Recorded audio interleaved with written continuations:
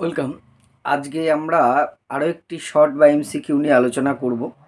সেটা হচ্ছে যে শিক্ষার যে সামাজিক বা কারেন্ট যে ইস্যুগুলো আছে সেই বিষয়গুলোর উপরে সমাজতান্ত্রিক ভিত্তির মধ্যেই এগুলো পড়ছে, তবে পিওর সমাজতান্ত্রিক ভিত্তির উপরে কোশ্চেন সেট নিয়ে আরও আসবো।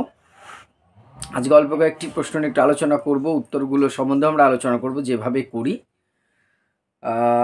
কথা না বাড়ি, তাহলে প্রথম প্রশ্নের দিকে আগে যাচ্ছি। সবুজ সাথী প্রকল্পে সাইকেল কোন শ্রেণী থেকে শুরু করে কোন শ্রেণী পর্যন্ত দেওয়া হয়?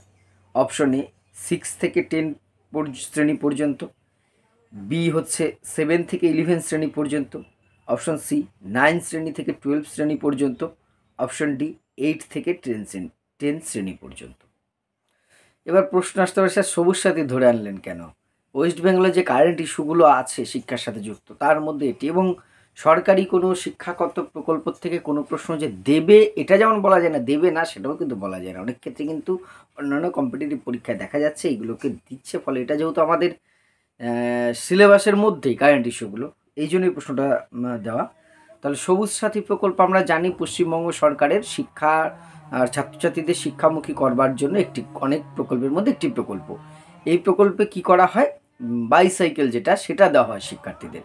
এটা প্রকল্পটা চালু হয়েছে 9 to 12 মধ্যে।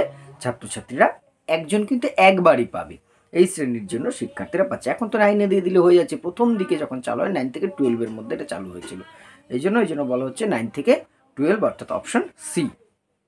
নেক্সট, মনিটর প্রথার প্রবক্তাকে? John Christie, doctor Kenneth Rust William, option C doctor Andrew Bell, option D doctor C B Good. আমরা জানি যে মনিটর প্রথা কিন্তু ভারতবর্ষেই এর প্রথম চালু হয়েছিল, যেটা সর্দার পড়ো প্রথা। কিন্তু পরবর্তীকালে এটাই তো হয়েছে, প্রোডাক্ট আমাদের, অন্য কেউ সেটা নিয়ে পেটেন্টটা অন্য কেউ নিয়ে নিয়েছে। এটা ভারতবর্ষের সাথে দীর্ঘদিন হয়ে এসছে। আর আমরা ভারতীয়রা বারবার আমি একটা কথা বলি যে সেই মেকলে মিনিটের ফলে আমরা ভারতীয়দের মধ্যে সেই ইনফিনিটি কনফ্লিক্টসটা খুব ঢুকে গেছে। আমরা ভারতীয়দের প্রোডাক্ট যে কোনো বিষয়কে আমরা নিচু চোখে দেখি, ইউরোপিয়ান একটা সিল মারা থাকলে সেটা অনেক ভালো হয়ে যায়, এটা আমাদের একটা ধারণা তৈরি হয়েছে। যাই হোক, তেমনই একটা সেই প্রথাটাই অনেকটা কিন্তু এদিক সেদিক হয়ে ডক্টর অ্যান্ড্রু বেল এই প্রথার প্রবর্তক হয়ে গেছেন। এখানে অপশন সি হবে। নেক্সট, মাধ্যমিক স্তর সমাপ্তির ন্যূনতম বয়স হলো 14+, 15+, 16+, এর কোনোটি। আচ্ছা, মাধ্যমিক স্তর সমাপ্তি বলেছে, কিন্তু মাধ্যমিক মানে একদম শেষ করছে বয়সটা কথা, যদিও আমি জানি এটা নিয়ে একটু বিতর্ক থাকবে। কি হবে বলে তোমাদের মনে হচ্ছে? 5+-এ যদি 1-এ ভর্তি হয় সেদিক থেকে তো 15+ বা 16 হয়, 6 যদি ভর্তি হয়। কিন্তু আমরা 6 যেহেতু আমাদের লিমিট আছে, আমি 5+ না ধরে 6 হিসেবে ধরলে এটা কিন্তু 16ই হচ্ছে। 1-এ যদি 6-এ ভর্তি হয়, 10 ক্লাস পড়তে আরও 10 বছর, সেই অ্যাঙ্গেল থেকে আমার মনে হচ্ছে এটা 16+ বা 16 বছর যদি পিওর থাকতো 16 বছরটাই হতো। এবার অনেকেই বলতে পারতো, স্যার 15+ নয় কেন? সত্যি কথায় তাদের কথাটাও কিন্তু ফেলে দেওয়ার মতো না, বা যথেষ্ট যুক্তি সেটাও দাবি রাখে। কিন্তু জেনারেলি যেহেতু এখানে অপশন 15-16 দুটোই আছে, আমার মনে হচ্ছে 16 না থাকলে 15+টাই যাওয়াই যেত। এই ক্ষেত্রে মনে হচ্ছে 16+টাই হওয়া উচিত। তাহলে আমি এটাকে, তোমাদের মতামত কিন্তু অবশ্যই জানাবে এইসব ক্ষেত্রগুলোতে। আমি আগেও বলেছি এডুকেশন মানে 2-4টে বিতর্কিত প্রশ্ন থাকবে। 16+ই হওয়া উচিত। যাই হোক, নেক্সট, আইইএস এর সম্পূর্ণ নাম? Indian education service, internal education service, international education service, এর কোনোটি নয়। আইইএস, এটা আগেও করিয়েছি অন্যভাবে, এটা হবে Indian education service, option A. Next, drop out শব্দটির তাৎপর্য হলো কি বোঝাচ্ছে? স্কুল ছুট, অকৃতকার্য, কৃতকার্য, স্কুলে ফিরে আসা। ড্রপ আউট কথাটা এই মুহূর্তে প্রাথমিক শিক্ষার সবচেয়ে বড় দুটি সমস্যা হচ্ছে তোমার যে স্ট্যাগনেশন একটা আছে, ড্রপ আউট অর্থাৎ অপচয়, অনুন্নয়ন। এই ড্রপ আউট মানেই হচ্ছে স্কুল ছুট। যারা মানে অপশন হবে অপশন এ। এবার স্কুল ছুটটা কি? হয়তো ক্লাস 1-এ ভর্তি হলো, তাহলে 8 অবধি অন্তত সে শেষ করলে তবে তো তার প্রাথমিক শিক্ষা শেষ হবে। একটা বড় সংখ্যক ছেলে মেয়ে আছে, শিক্ষার্থী আছে, যারা কিন্তু এই কোর্সটাকে কমপ্লিট করবার আগেই কী হচ্ছে, স্কুল ছেড়ে দিচ্ছে। তারা অন্য অন্য কারণে অন্য কাজে চলে যাচ্ছে, বাল্যবিবাহের জন্য অনেক মেয়েদের বিয়ে হয়ে যাচ্ছে। দুর্ভাগ্যজনক হলে এখনও 7-8-এ পড়া অনেক মেয়ে গ্রামাঞ্চলে দেখা যাচ্ছে বিয়ে হয়ে যাচ্ছে। বিভিন্ন কারণে, শিশু শ্রম, এগুলোর কারণে কী হচ্ছে, ছেলেমেয়েরা পড়াশোনা ছেড়ে দিচ্ছে। এটাকে বলা হচ্ছে স্কুল ছুট বা ড্রপ আউট।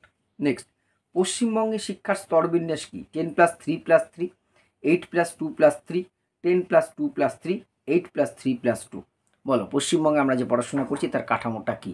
সারা ভারতের কাঠামোটাই, যেটা কোঠারি কমিশন বলছে সেটাই অপশন সি, 10+2+3। 10 বছর অবধি দেখো মাধ্যমিক, তারপরে +2 হচ্ছে এইচএস 11-12, তারপরে গ্র্যাজুয়েশন পাস অনার্স উভয় কোর্সই কিন্তু 3 বছরের।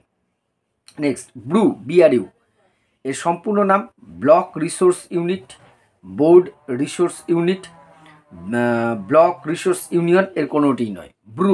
ড্রু একটা আছে, ব্রু একটা আছে।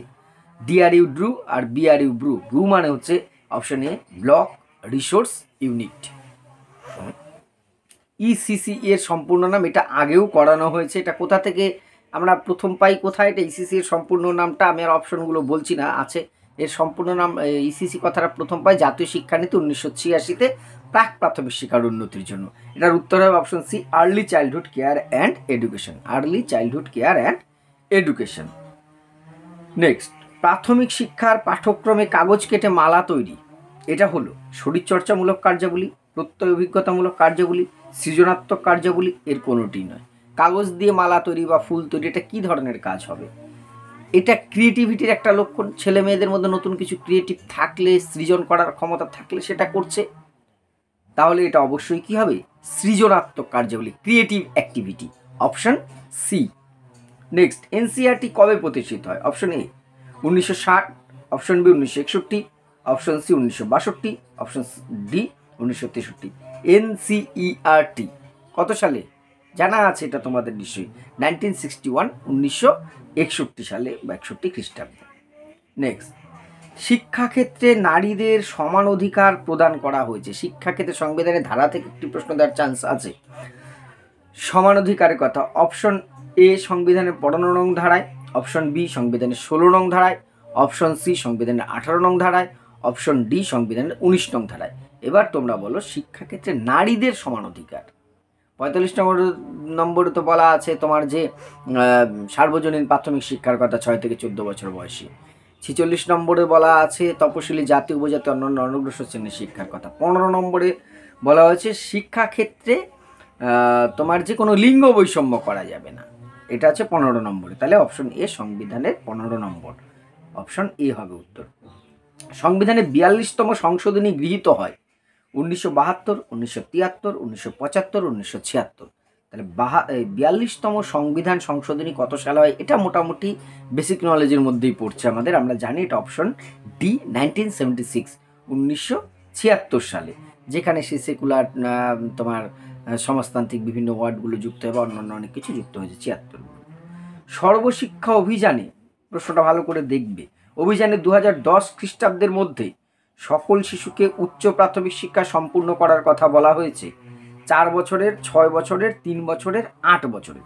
তাহলে সর্বশিক্ষা অভিযান হচ্ছে একমাত্র একটি কর্মসূচি, একমাত্র বলাটা কতটা ঠিক জানি না, প্রথম কর্মসূচি বলা যেতে পারে, সময় ভিত্তিক, টাইম বাউন্ডিং, একটা নির্দিষ্ট সময় বেঁধে দেওয়া হয়েছিল, এই সালের মধ্যে এই করবো, এই সালের মধ্যে এই করবো, এই সালের মধ্যে এই করবো। তাহলে 2010 সালের মধ্যে সকল শিশুকে কোন স্তর পর্যন্ত শিক্ষা শেষ করার কথা বলা হয়েছে, সম্পূর্ণ করার কথা? 4 বছর, 6 বছর, 3 বছরের, না 8 বছরের? উত্তরটা হবে অপশন ডি 8 বছরের। কারণ বলাই হয়েছিল 2003-এর মধ্যে সকল 6 থেকে 14 বছর বয়সী শিশুকে অন্তত কি প্রথম শ্রেণীতে ভর্তি করা, 2006-এর মধ্যে 4র্থ শ্রেণী 4 বছরের শিক্ষা শেষ করা, 2010-এর মধ্যে 8ম শ্রেণী বা 8 পর্যন্ত শিক্ষা সম্পূর্ণ করার কথা বলা হয়েছিল। এটা হবে অপশন ডি। একত্রে বসবাসের শিক্ষা বলতে কি বোঝে? এটা প্রথম দিন ক্লাস মিনিং যখন পড়িয়েছিলাম সেদিনই আমি পড়িয়েছিলাম একত্রে বসবাসের শিক্ষা। সামাজিক শিক্ষা, সমস্যা সমাধানের শিক্ষা, জাতীয় সংহতি শিক্ষা, আন্তর্জাতিক শিক্ষা। ডেলর কমিশন বলেছে কি শিক্ষার হবে উদ্দেশ্য 4টি। লার্নিং টু নো, জানার জন্য শিক্ষা, লার্নিং টু ডু, কর্মের জন্য শিক্ষা, লার্নিং টু লিভ টুগেদার, একত্রে বসবাস বা যূথবদ্ধতার শিক্ষা, আর লার্নিং টু বি, মানুষ হওয়ার শিক্ষা। আর এর মধ্যে তাহলে লার্নিং টু লিভ টুগেদার, এটা হচ্ছে সামাজিকতার শিক্ষা। একত্রে বসবাসের শিক্ষা, এটা হচ্ছে সামাজিক শিক্ষা, অর্থাৎ সমাজের নিয়মকানুন মেনে সবার সাথে মানিয়ে চলা, এটা হচ্ছে শিক্ষার প্রধান একটি উদ্দেশ্য। এটা হবে অপশন এ সামাজিক শিক্ষা। নেক্সট, উন্নি কৃষ্ণান মামলার বিষয়ে সুপ্রিম কোর্টের চূড়ান্ত রায় বের হয় 1985 খ্রিস্টাব্দে, 1997 খ্রিস্টাব্দে, 1993 খ্রিস্টাব্দে, 1995 খ্রিস্টাব্দে। এখানে একটা প্রশ্ন আছে, উন্নি কৃষ্ণান মামলাটা সম্বন্ধে তোমরা নিশ্চয়ই অবগত আছো। উন্নি কৃষ্ণান একজন ব্যক্তি যিনি হচ্ছে আমাদের এই সর্বশিক্ষা অভিযান বা শিক্ষার অধিকার আইন চালু করার পেছনে অন্যতম একজন কারিগর।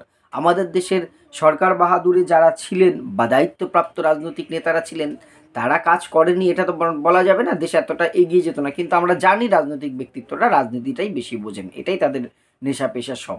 কিন্তু আমাদের যে সংবিধানে বলা আছে ৪৫ নং ধারায় সংবিধান কার্যকরী হওয়ার 10 বছরের মধ্যে সবাইকে প্রাথমিক শিক্ষা সুনিশ্চিত করতে হবে, সেটা কিন্তু দীর্ঘদিন কাজ না হয়।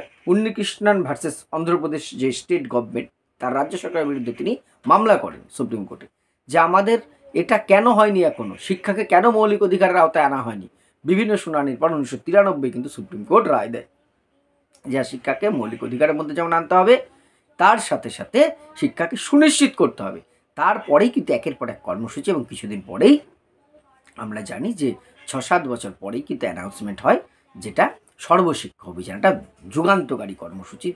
শুধু ভারতবর্ষ আমরা বলবো না, পৃথিবীর মধ্যে প্রাথমিক শিক্ষা এলিমেন্টারি এডুকেশন প্রসারের কিন্তু একটা অন্যতম কর্মসূচি সর্বশিক্ষা অভিযান। এবং তার পেছনের যদি ব্যাকগ্রাউন্ডে কিছু থেকে থাকে, সেটা কিন্তু অবশ্যই উন্নিকৃষ্ণন মামলা। এটা হচ্ছে 1993 খ্রিস্টাব্দে। নেক্সট, সর্বশিক্ষা অভিযান কর্মসূচির লক্ষ্য হলো অষ্টম শ্রেণী পর্যন্ত অর্থাৎ 14 বছর বয়স সব শিশুকে প্রারম্ভিক শিক্ষা সমাপ্ত করা। 2015, 2008, 2010, 2012 এটা আগেই একবার করানো হয়ে গেছে, একই প্রশ্ন উল্টে দিয়েছে বলে আমিও দিয়েছি এখানে। অপশন সি, 2010 সালের মধ্যে অষ্টম শ্রেণী শিক্ষা সমাপ্ত করা। নেক্সট, স্বাধীনতার পর ভারতবর্ষে বয়স্ক শিক্ষার নাম দেওয়া হয়েছিল সামাজিক শিক্ষা, সর্বশিক্ষা অভিযান, অর্থনৈতিক শিক্ষা, এর কোনোটি নয়। স্বাধীনতার পর যে বয়স্ক শিক্ষা কর্মসূচি, এটা একটা বিশেষ নামে পরিচালিত হয়েছিল, একটা বিশেষ ড্রাইভ নিয়েছিল। তার নাম কি? অবশ্যই এটা হবে সামাজিক শিক্ষা। Option A. কে দিয়েছিল নামটা জানো? তৎকালীন যে আমাদের শিক্ষামন্ত্রী ছিলেন মৌলানা আবুল কালাম আজাদ। মৌলানা আবুল কালাম আজাদ আমাদের কিন্তু এই প্রাথমিক শিক্ষাটাকে সামাজিক শিক্ষা নামে কি করেছে, অভিহিত করেছিলেন। নেক্সট, 2001 খ্রিস্টাব্দের আদমশুমারি অনুযায়ী পশ্চিমবঙ্গের সাক্ষরতার হার কত ছিল?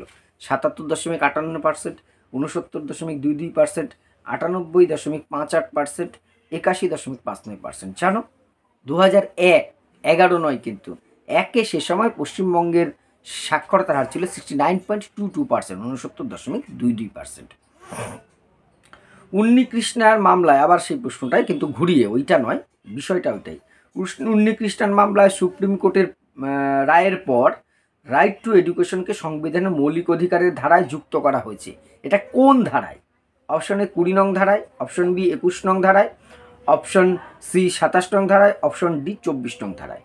উন্নিকৃষ্ণের মামলার পরে শিক্ষাকে তো মৌলিক অধিকারের মধ্যে অন্তর্ভুক্ত করা হলো, এটা কোন ধারায় যুক্ত হলো? অপশন এই আছে, দেখো, এটা অপশন বি 21 নং ধারায়। আমি একটু কারেকশনও করে দিলাম, 21-এর এ নং ধারায়। 21-এর আগের ধারার সাথে যুক্ত হলে 21-এর এ যে ক্লজ আছে, সেখানে শিক্ষাকে একটি মৌলিক অধিকার বলে স্বীকার করে নিতে বাধ্য হয়েছে। নেক্সট, গ্রাম শিক্ষা committee, VEC, village education committee, গঠিত হয় মহিলাদের শিক্ষার জন্য, পুরুষদের শিক্ষার জন্য, বয়স্কদের শিক্ষার জন্য, সর্বশিক্ষা অভিযানের জন্য।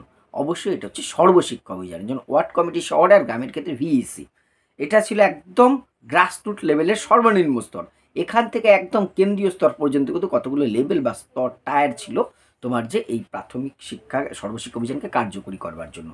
অর্থাৎ ভিইসি, ভিলেজ এডুকেশন কমিটি, এটা কি সর্বশিক্ষা অভিযানে কার্যকরী করার জন্য একটি বুথ ভিত্তিক বা গ্রাম ভিত্তিক কমিটি। নেক্সট, জাতীয় সাক্ষরতা মিশন প্রতিষ্ঠিত হয়, এনএলএম, ন্যাশনাল লিটারেসি মিশন, যেটা 1988 খ্রিস্টাব্দে। এটা তো ঠিক আছে, কয় তারিখে? 9 May, 4 May, 5 May, 6 May. NLM, national literacy mission 1988, এটা তারিখটা ছিল 5 May, 5th May. Option C, 5th May. Next, ICT. ICT এর সম্পূর্ণ নাম কি? Information communication technology, importance communication teaching, information campaigning of teaching, এর কোনোটি নয়। অপশন অনুযায়ী অপশন এ হবে ইনফরমেশন কমিউনিকেশন অ্যান্ড টেকনোলজি। এখানে ইনফরমেশন কমিউনিকেশন টেকনোলজিটাই হবে কিন্তু আইসিটি। অল্প কটি প্রশ্নই আজকে আলোচনা করলাম, সমাজতাত্ত্বিক ভিত্তির বিভিন্ন বিষয় নিয়ে আসবো। তোমরা অনেকেই আমাকে স্ট্যাটটা কমপ্লিট করতে বলছো, আজকেই আশা করছি স্ট্যাটের আরেকটি পার্ট নিয়ে, আর 2 কি 3টে ক্লাসে আমাদের স্ট্যাট ক্লিয়ার হয়ে যাবে। তারপরে আমরা অন্যান্যভাবেও এগুলো চর্চা করা শুরু করব, যতটুকু যেভাবে মেথডে সম্ভব হয়। তোমরা সাথে থাকো, আশা করি কিছুটা হলেও উপকারে আসবে আমার ক্লাসগুলো। জানি না তারপরে কতটা কি হতে পারে, কেমন লাগছে সেটা কমেন্ট করে তো তোমরা যেমন জানাচ্ছ অবশ্যই জানাবে, কতগুলো উত্তর হচ্ছে সেটাও জানাবে। আর ভিডিওটি ভালো লাগলে অন্তত যে প্ল্যাটফর্মেই পারো শেয়ার করে পাশে থেকো। ধন্যবাদ।